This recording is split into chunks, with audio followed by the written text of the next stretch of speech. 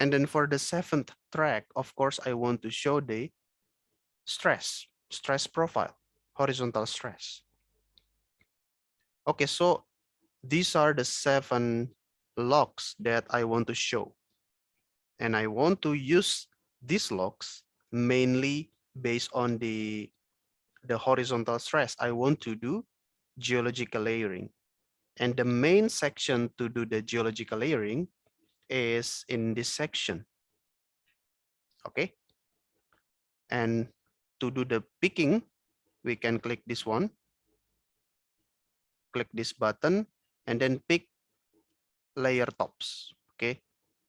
So by clicking on this visualization, we will pick the top of each layer. Okay. And let's say I want to first touch the uppermost, the topmost. Okay. We go to the topmost, and then in this case, I want to base my picking on this one, the horizontal stress, right? Because this layering, this detail layering is actually for the stress calculation. So it will be very good if we base the picking on the horizontal stress. Okay. And of course, we do not need to pick layers per inch, 1 inch and then the next inch. No, it will be very detailed. It will be time consuming.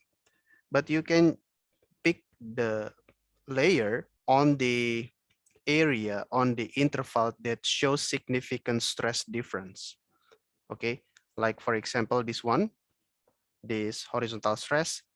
First, we have this stress more or less quite constant on this interval. But after that, the stress changes quite significantly on this interval. And of course, we will do the next picking on this section. And then on this one, in this depth, the stress changes again significantly. So I will pick this as the next layer. Okay, to make it clearer, I won't just let's do it. Okay, pick layer tops.